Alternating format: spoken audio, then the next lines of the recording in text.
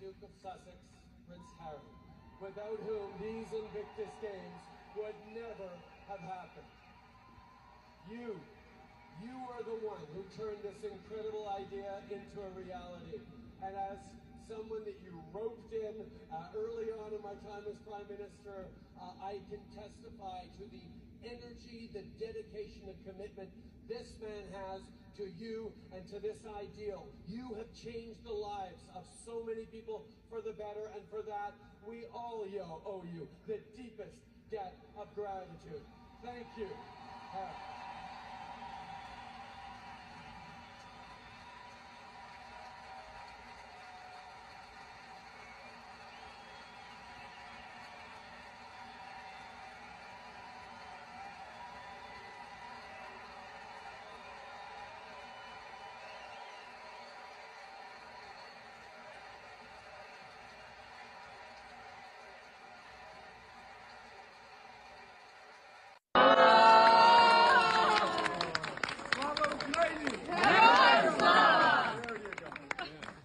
What a pleasure to see you guys. It is so inspiring to see how, I mean, you could have left a few more medals for Canadians, but okay. The Ukrainian team has done so incredibly well, and it, as always, is just an inspiration to see not just the competitors, but the entire community, the families, all the coaches, volunteer supporters.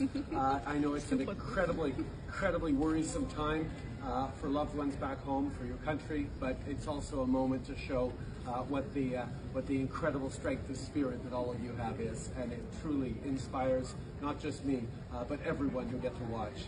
Thank you so much. That you can take that back to Ukraine with you. I said the same thing last time in Düsseldorf, but I know there's new faces and new competitors here. So the whole world, this whole Invictus community and the whole world stand with you. So take that back with you to Ukraine, and thank you for taking the time to come and join us, guys. It would not be an Invictus game without you. Thank you. Thank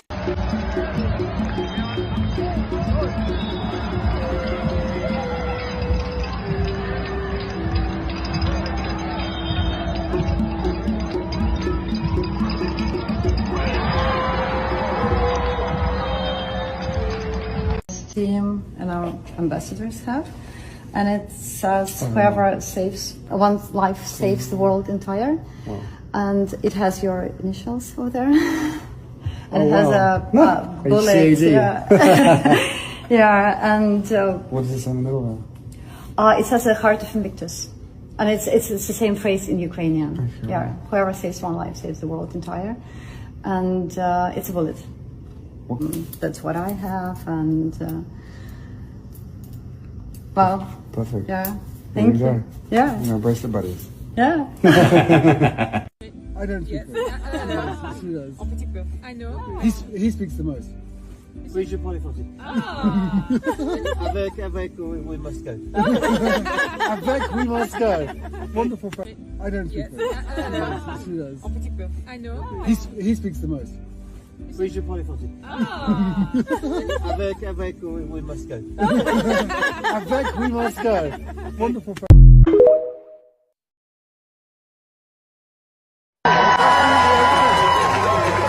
Thank you very much.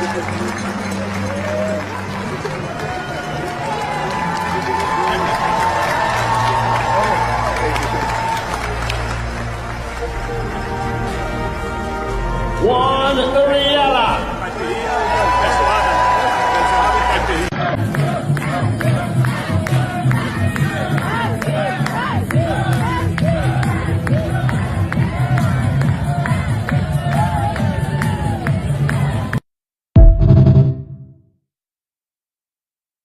Thank you so much for your this opportunity.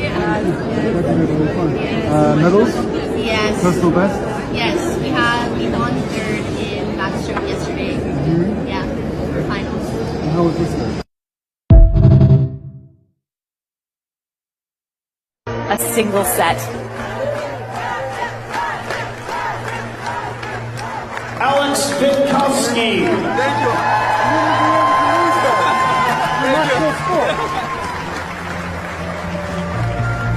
Douglas D'Souza.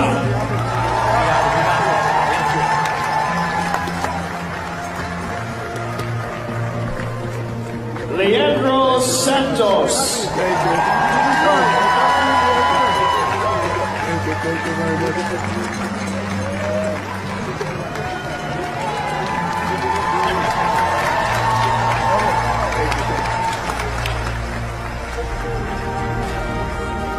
Juan Uriela.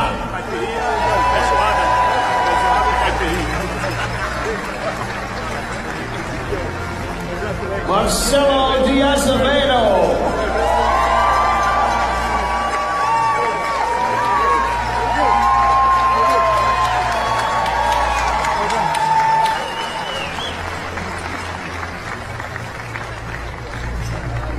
Luis Fraga de Fraga.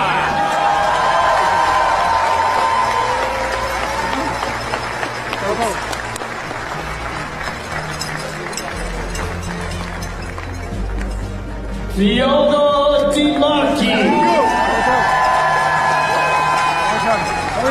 I am happy. You look happy.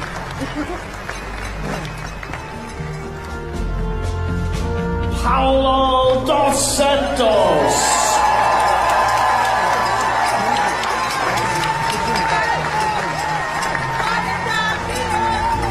Do you think about how transformational this experience has been for these athletes? What a difference you've made?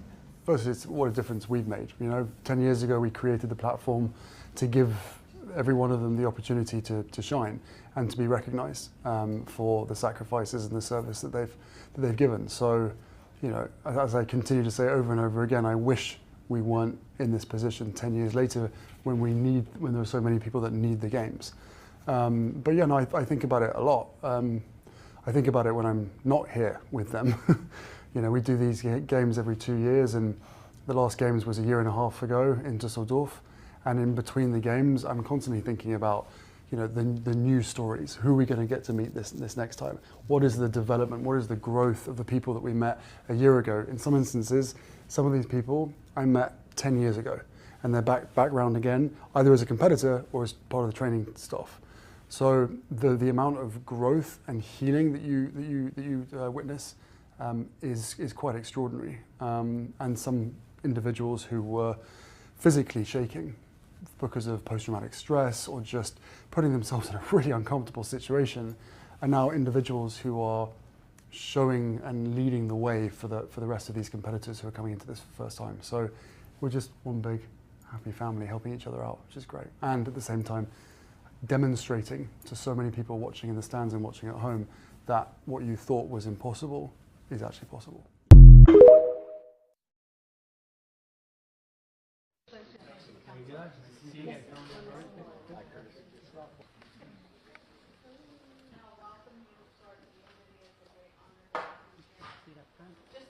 On behalf of our family here at South Nation, we have a lot of family, we have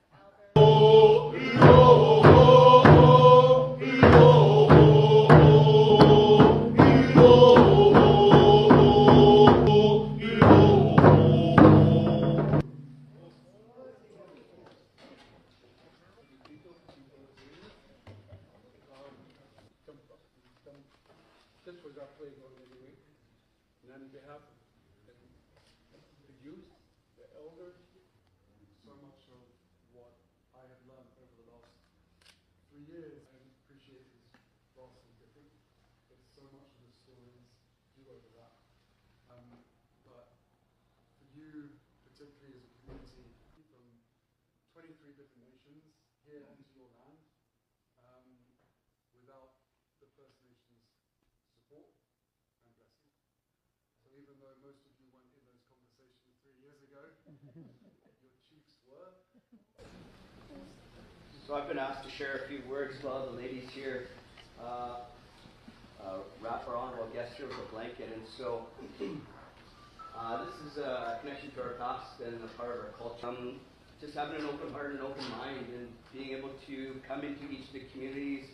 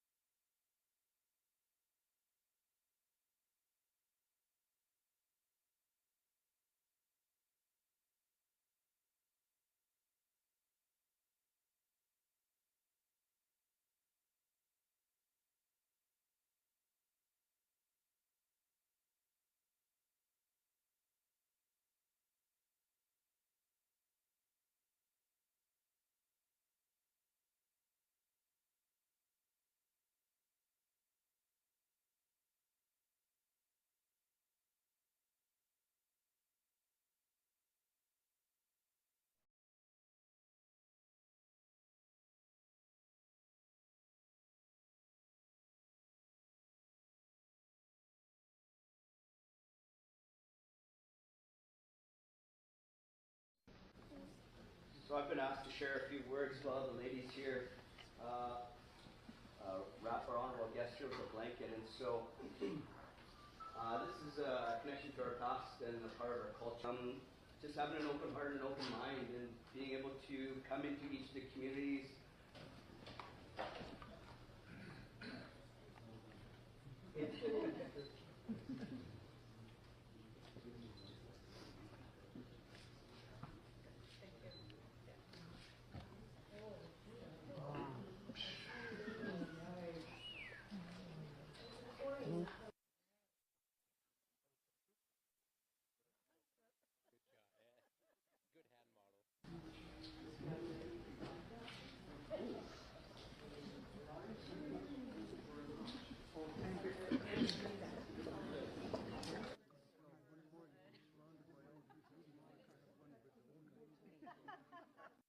So states have a unique role in preserving the constitutional order.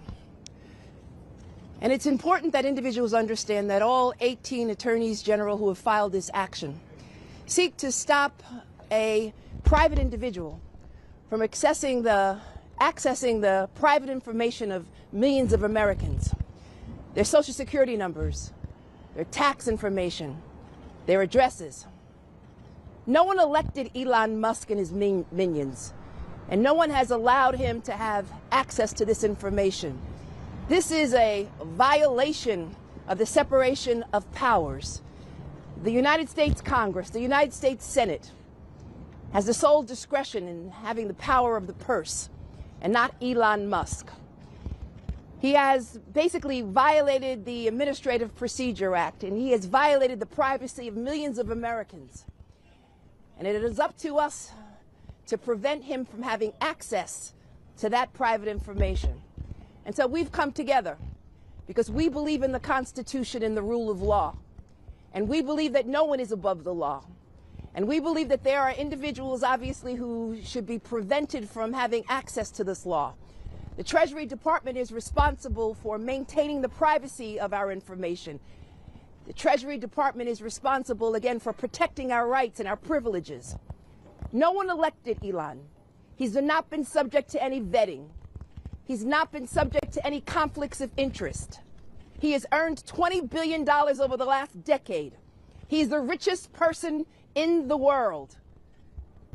And he has caused harm and injury to Americans. And that's why we are here today, to seek a preliminary injunction, to stand up against those forces who believe that they can unilaterally have power and have control, all in the hands of the President of these United States. It's important that Elon Musk, the Treasury Department, the President of these United States understand that is not how our order of the Constitution works. We are 3 weeks in to the Musk administration, and guess who's already begging their constituents for more money? That's right.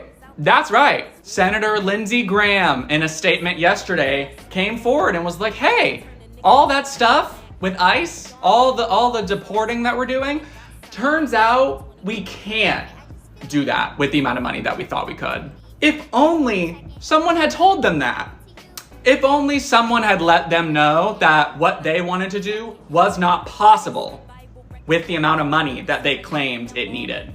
I tagged his actual statement in my caption, so go ahead and click on that and watch it for full context. But essentially he's saying, hey Republican constituents, if you want us to continue getting, all these illegals, these criminals out, please, we need more money. We need it now. Mind you, President Musk literally is worth several $100 billion. If there's anyone that y'all should be asking for money, y'all should look up and ask, instead of looking down and trying to steal from your constituents yet again. And you know what? You know what the sad and ironic thing is? MAGA and Republican voters claim to be so down on their luck financially that they can't afford things like eggs. They can't afford things like gas. But you know what they can afford? Spending money on MAGA merch. And I'm willing to bet they're gonna give Senator Lindsey Graham the money that he's asking for. Also, I thought y'all were on this whole crusade of finding the waste and saving money. I thought Elon was doing the best job ever at finding all the waste. Where's that money? Use that money. Oh, that's right. Elon pocketed it. The acting president, who has hundreds and hundreds of billions of dollars, you're gonna give him some of your $5. Really? And then you're gonna turn around and be like, everything's too expensive, we can't afford anything. It's the Democrats. Are you gonna fall for this again? So listen, MAGAs, Republican voters, I'm gonna hold your hand with a Clorox wipe in between when I say this. You have no one to blame at this point but yourself. This video is for the white women crashing out because Kamala Harris posted a picture of she and Doug on Valentine's Day, and oh, you were outraged. We don't have time for Valentine's. We have to fight fascism. Where are you? Why aren't you standing up? Why aren't you leading the charge? Why? We demand that you show up. She did. You didn't. The data doesn't lie. She showed up. She fought. She sacrificed. But you did not. And I have news for y'all. The day of you benefiting off of black women's labor is over. The 92%, they are resting, as they should. They have done the work of civil rights and equal rights for the entirety of this country's history. And you have stood back in your privilege and benefited when you could have used your privilege to push ahead civil rights and equal rights. But instead, you let them be beat, you let them be killed, and you just siphoned out the benefits from their labor. That day is over. So let me say to all the Nancy Grahams and every Patty Mayonnaise who's crashing out over Kamala Harris having her due rest, her due joy, her due good food eaten because she lost so much weight because she was giving everything during that election, getting her due love from Doug, being with her family, having her due rest, as is the rest of the 92%. Let me say this to you all, Patty Mayonnaise. Let me say this to you, Nancy Graham. Let me say this. If you want a new bonnet in this season, you're gonna have to go pick the cotton yourself in the field. Let me just snatch that whip out of your metaphoric hand. Black people are not your property. Black women do not owe you their labor.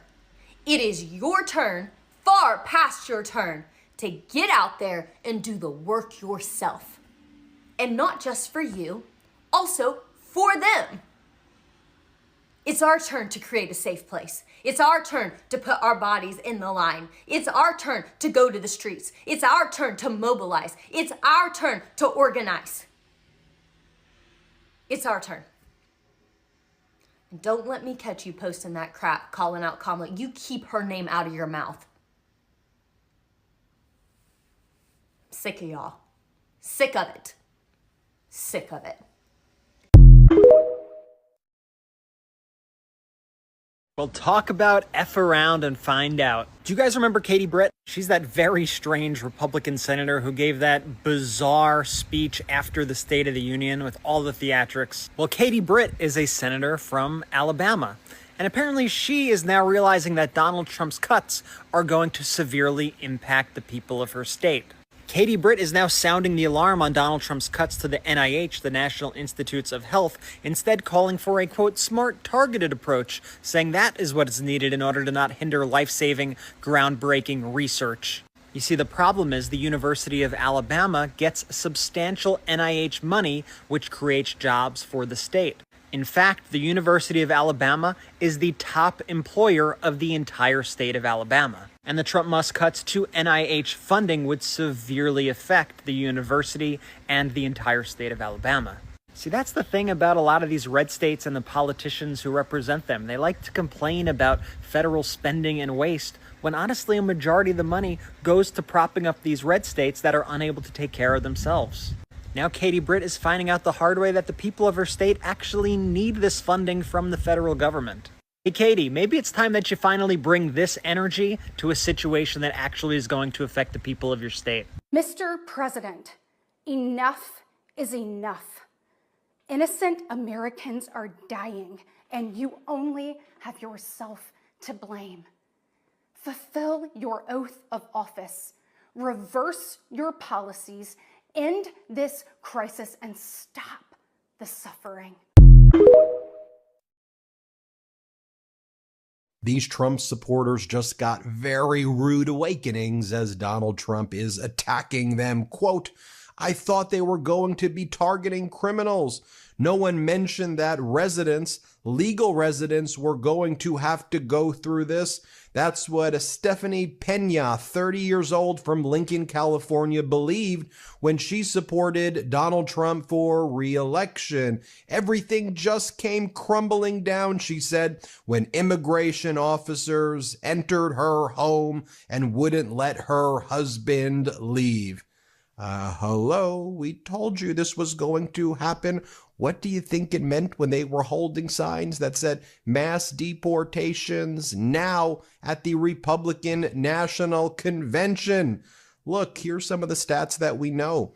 ProPublica and the Texas Tribune have reported that less than half of the approximately 8,200 people arrested from January 20th through February 2nd so far have criminal convictions, according to the government data they obtained. And who even knows if this data with Donald Trump is reliable anymore, if they basically gutted all the data. You know, when we've seen these videos like in Memphis where plain clothed ICE officers and DHS officials were going into like taco stands and just like grabbing migrants and treating them like trash.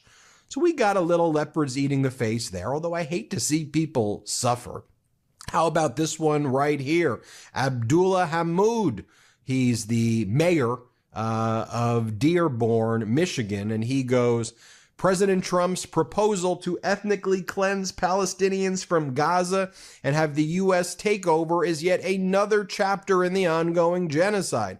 Deploying U.S. troops and using taxpayer dollars to invade Gaza is morally indefensible. Our commitment to justice remains unshaken, no matter who sits in the White House. Now, Dearborn, Michigan, which is made up of a large Muslim population that voted for Donald Trump, lots of Palestinians for Trump, which is one of the strangest things I could ever even fathom at that time. Abdullah Hammoud, who was the mayor and is the mayor of Dearborn, to his credit, although I don't think I should use the word credit, he didn't vote for Donald Trump like many of the Muslims in Dearborn. He didn't vote for anybody. I think perhaps that's almost just as bad, if not just as bad.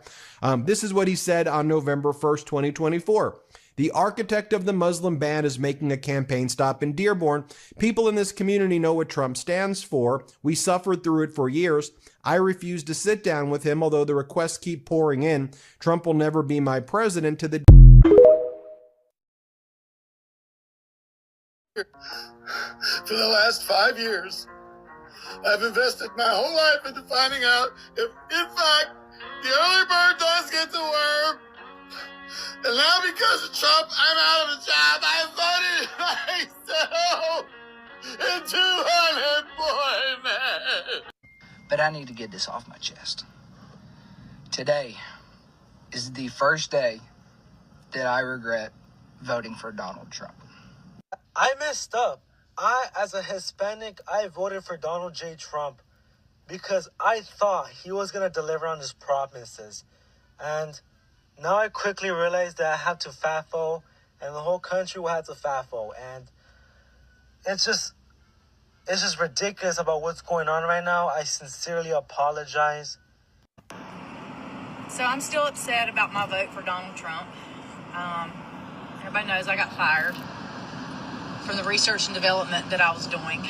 I voted for Donald Trump, and now I regret it because now, since Elon Musk took over, I lost my job. This last night in the hotel. I was ahead of the... I never thought this day would come. Well, I'm gonna regret what I did. I really regret voting for this guy. I'm working on this program for the sound power phones batteries. We're researching these batteries for these sound power phones, and they cut off our funding. I regret voting for Trump. I didn't think I was going to actually say this out loud so fast too, right? But I voted for Trump and I regret it. So many people are losing their jobs. So many of my friends. I just lost my job too. I worked in this experimental department called Folding Hard Taco. It took my wife. This man who wished not to be identified says his wife is from Venezuela and has lived in the United States for a few years. She was one of 3 people taken from this home. I'm told the 2 others were men who worked in construction. You see them here. This video, only 1 minute and 52 seconds long, we do not see his wife being removed from the home. But this is a picture of her that he keeps in his wallet. Her name is Vianis Ramirez, and he says she was in the process of becoming a United States citizen. She already had a court date. She was good. Everything was good. He just came in and snatched her.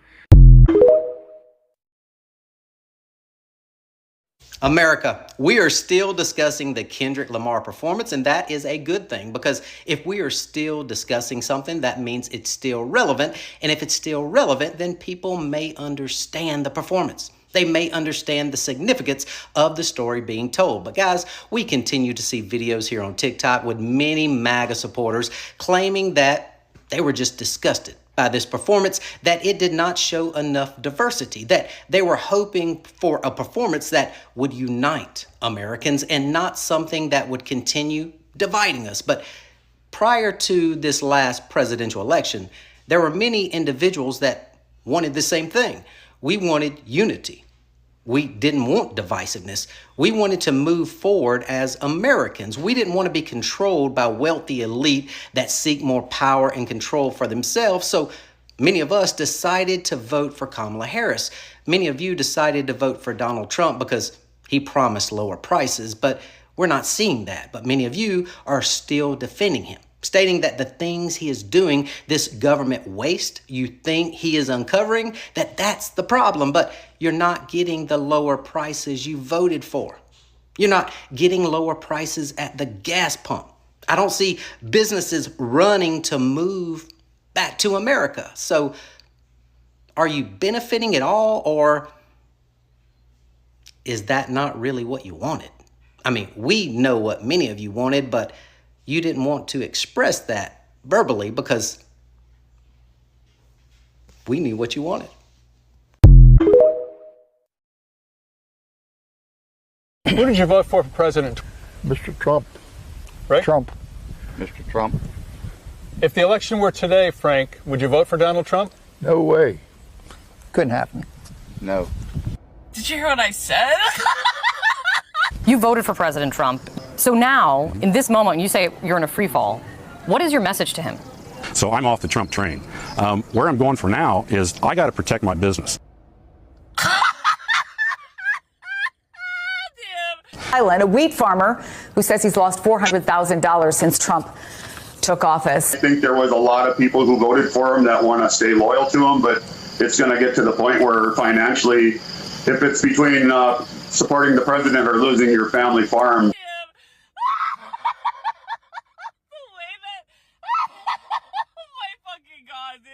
You voted for the president? Yes, I did. And do you support these policies which might be hurting farmers like you? Right now, we're the ones that are taking the hit. I think he's sort of backstabbing the main people who got him into office in the Midwest, and he just left us down.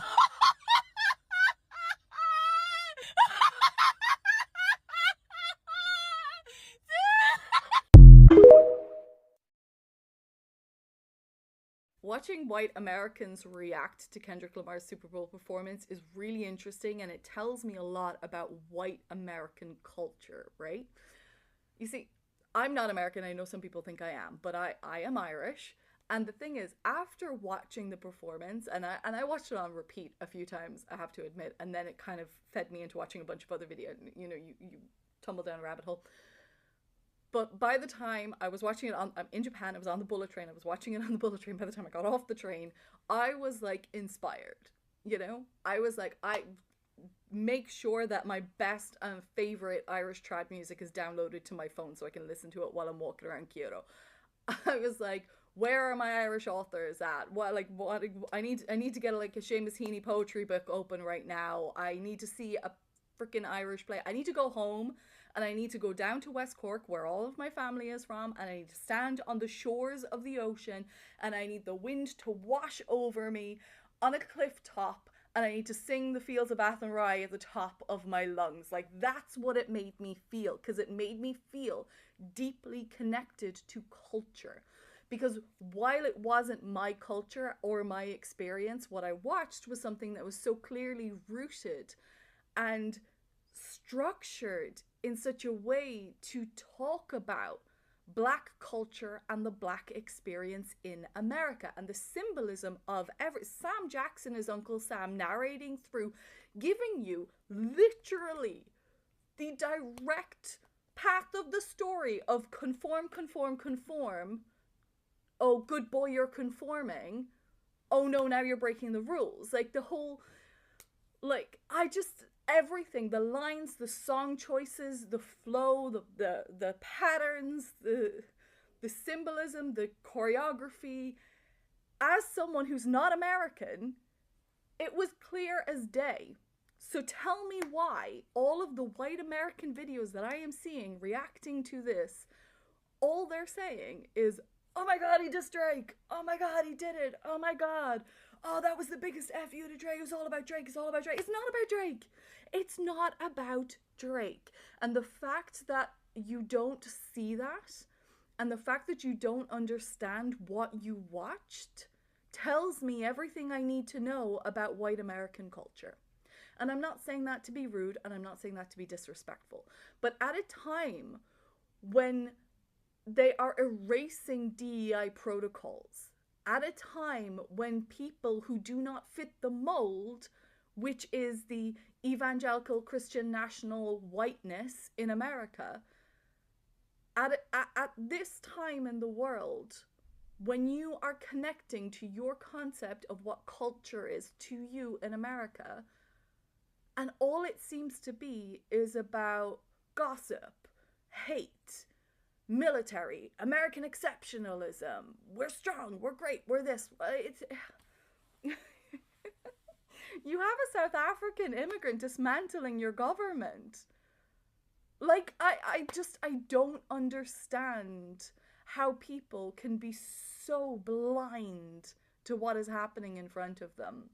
And it kind of explains to me a little bit about why there is this kind of push against wokeness and DEI and Black culture.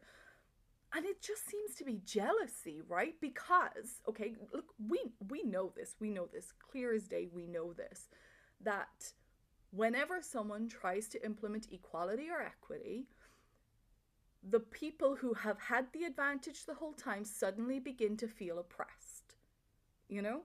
Like, this point has been raised many, many times before. So something that suddenly starts feeling like oppression, and it feels unfair, and they want to push back against it. But the lack of self-awareness to recognize that, hey, yeah, that's the point. Like, you've had the advantage this whole time, and now that your advantage is being taken away from you, it feels unfair to you. So how do you think it feels to be at a disadvantage the entire time of your existence? And all it's doing is leveling. That's all DEI is doing, is leveling it. It's just making it so that it's fair for everyone.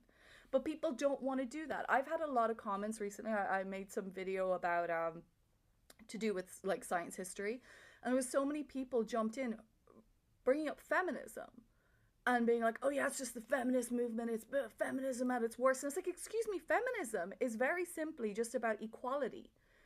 Feminism is just about making sure that men and women are equal in society. That's all feminism is. And the fact that anyone is anti that, the fact that people get so aggressive about it, and they want to pick and choose, and they find different ways, and they find different people who maybe have more extreme viewpoints, and then they jump on that. Oh, what about? I don't care. So anyway, I'm just fascinated, and like I said, look, I'm not trying to be offensive, but the reality is, the state of the world today and the way things are going on right now is, if you are a bit offended, I don't really know what to tell you, man. You know, you kind of need to do a little bit of introspection if you're offended by anything I said, and try to figure out why you're offended. Because if all you can pick out of what I've said here is that you see something as like anti-American, you're really still missing the point. Please, God, open your eyes and see the point. It's so important right now. Anyway, gonna go walk around Kyoto. Bye.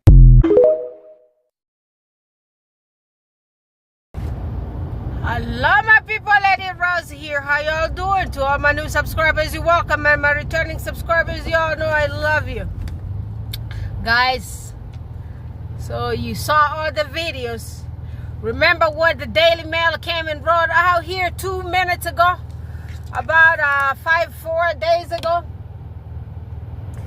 They wrote a statement saying that Trudeau did boycott the Invictus Games. Yeah, remember, I don't know if I saw that. No, it wasn't on the Baron's channel. It was on one of the channels. Or maybe I saw it on my Queen's page, Cassie Brown. So the tabloids came here.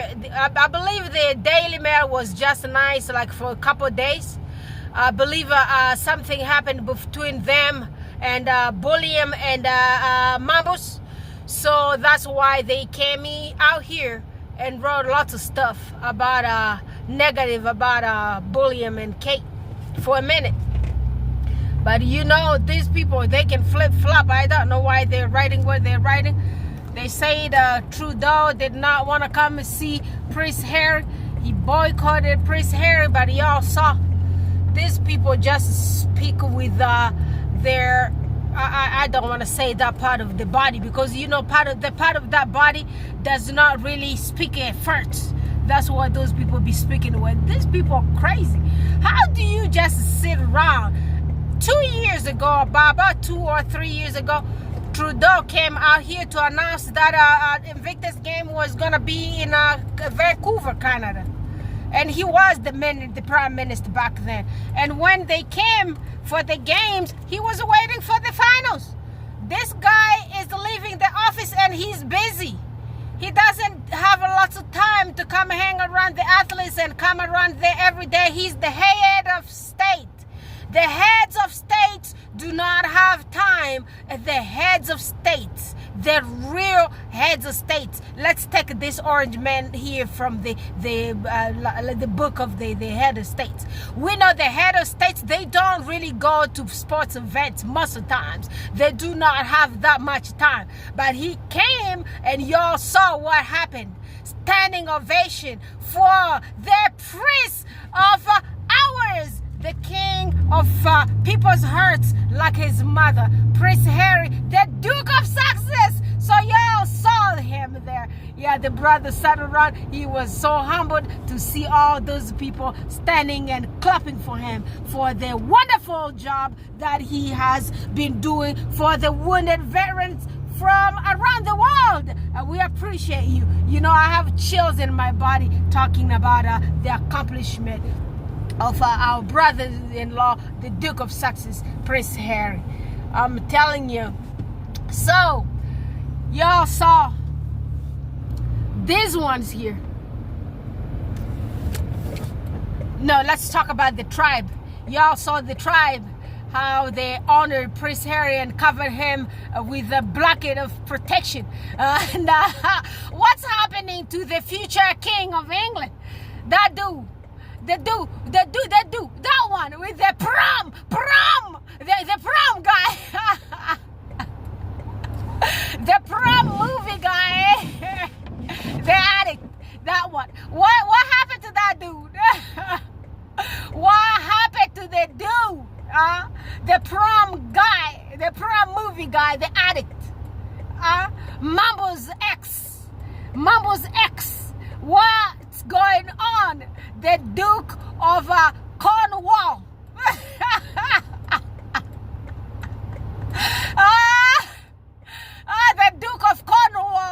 The Duke of Cornwall.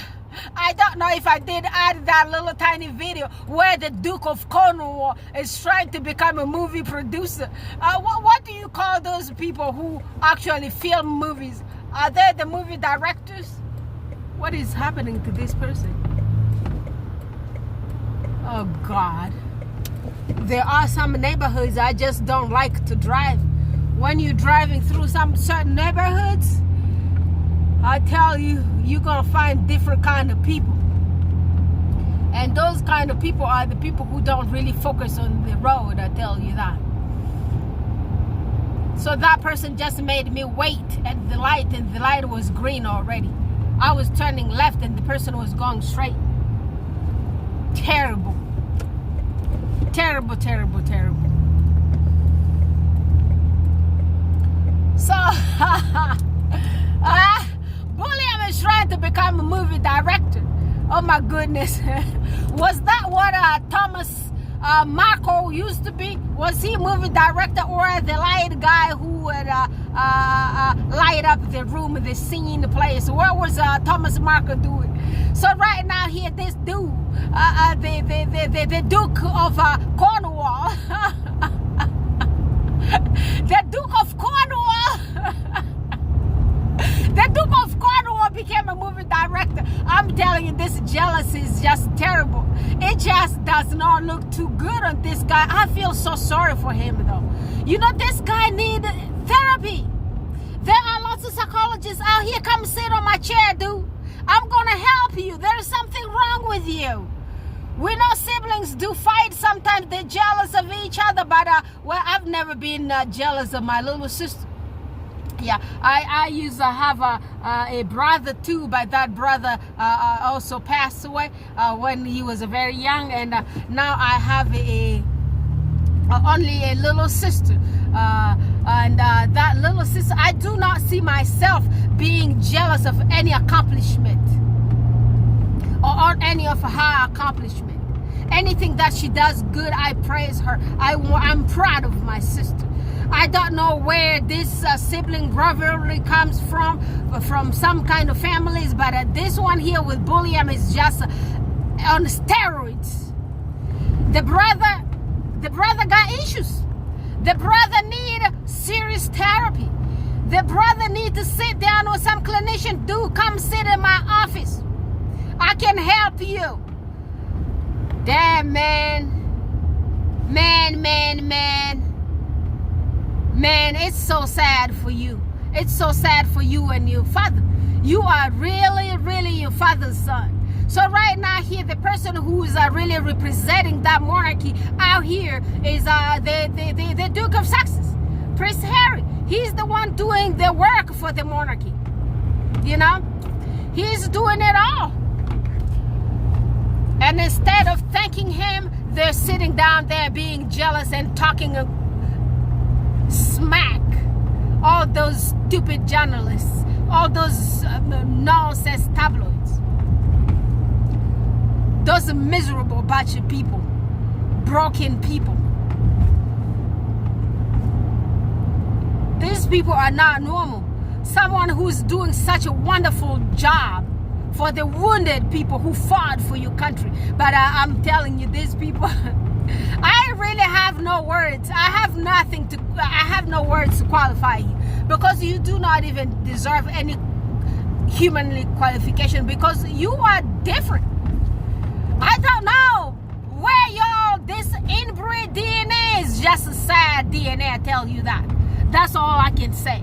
Because if you have those kind of twisted chromosomes in your body, I'm sure you are not going to have no empathy, veins, blood flowing in your veins or in your arteries.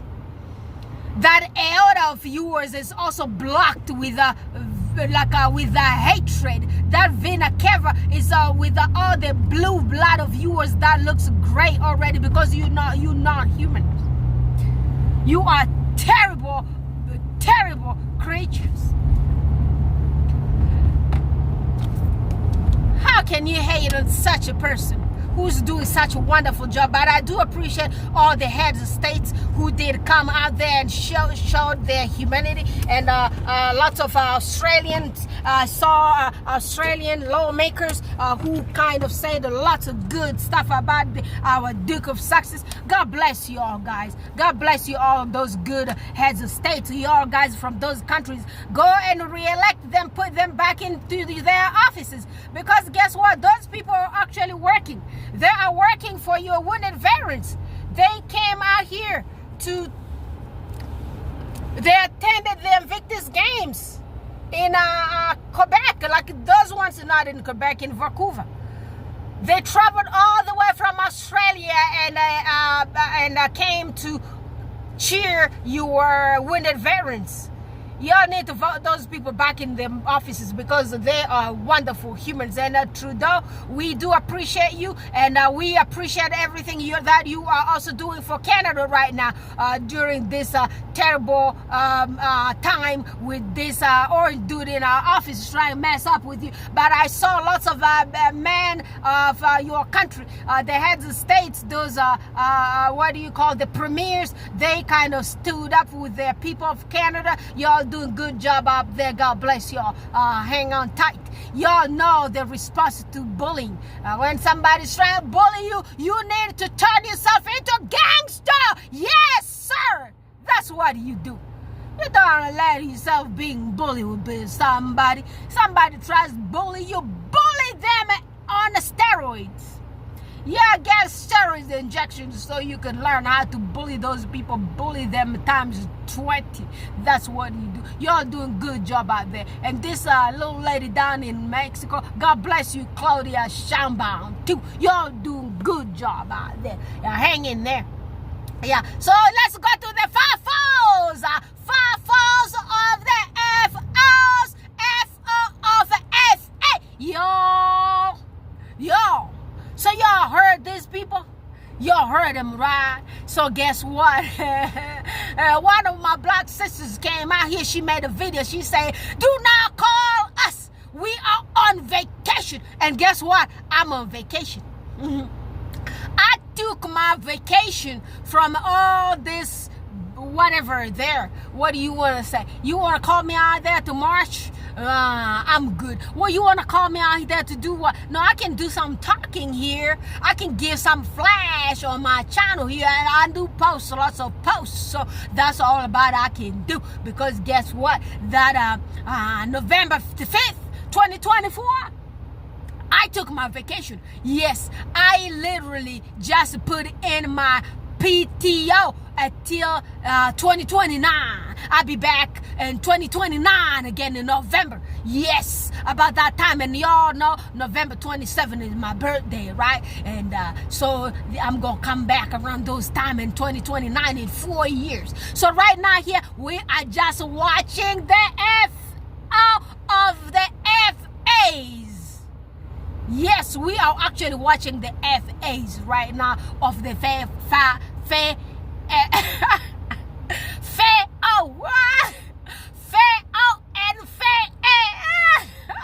not F, right?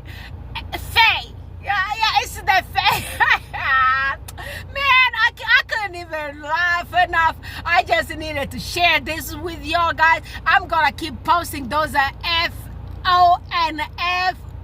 videos to y'all guys, so y'all guys could sit down there and watch them and also laugh.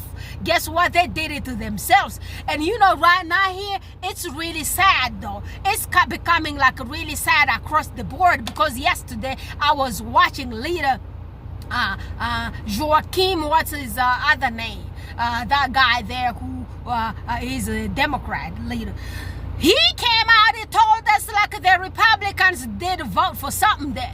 And whatever those people did vote for, their vote is, they have 215 members. Guess what? These people have a House, and those people have the Senate. They have the Congress. They have the Congress and they have the House. The Congress is the House, right? They have the Senate and they have the House. That's what it is. The House is a representative and they have the Senate too. Guess what? It's gonna be very hard for the Democrats to win lots of stuff, because you know what? The French people do say, what is that word that the French people do say? I forgot. I'm gonna remember that. But it's something like no, it's not the united. It's not the unity. Is the force. It's I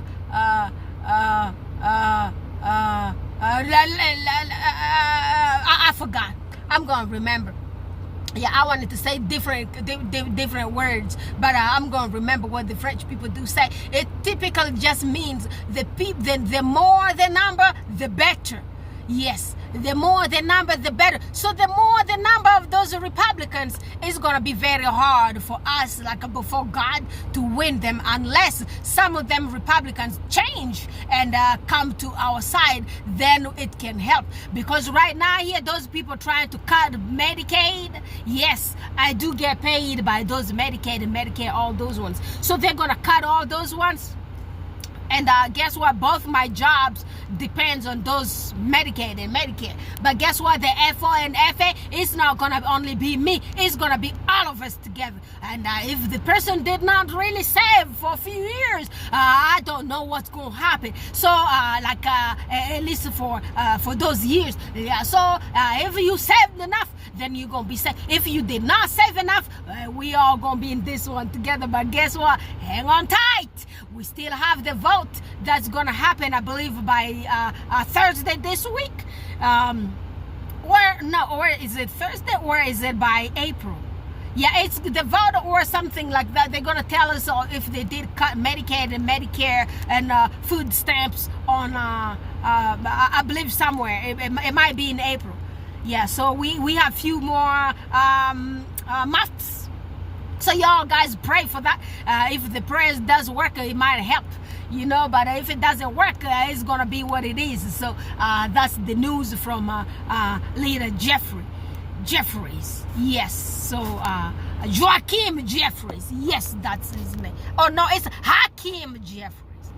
Yeah, I used to remember the name of that guy during the presidential election, but right now I don't remember lots of names, because I'm trying to remember lots of names at once. So this one here is Hakeem Jeffries. He came out here, he cannot lie, he was on MSNBC, so he told us they're gonna have to vote that law for these people, for the Medicaid and other services that people do receive out here. So which means the elderly people, their health in jeopardy, the poor people, the people with disability, their lives is also in trouble, and the people with mental illness, and most people that I treat with mental illness definitely do have disability. It's gonna be very hard for us to get them treated and get them stable on medications, which is gonna be is gonna depend on our leaders. So y'all, I'm gonna talk to y'all again later. Bye for now. Please subscribe to Isabella Beck's channel, and also go to my brother's Baron's channel, The Royal Success. Hit that subscribe button there. Let's share these videos. I saw y'all guys be doing good job here sharing my videos. I'm getting new queens and new kings now and then, so please share this video so we could get more people on here, and keep everybody informed about everything that is happening in our country and outside of our country. We're gonna talk about this NATO thing right in my next video. I'm gonna need to do some little bit of research about that NATO. Apparently the president said he was gonna he's gonna remove the United States of America from the NATO, so let's wait to see that one, and next video I might hook you up with the news about that one too. All right, my people, please subscribe to all the success friendly channels as well. All our sisters, our brothers who are supporting Harry and Meghan, please uplift those sisters, leave comments under their videos and share their videos as well. I love you. I will talk to you again tomorrow. Bye for now.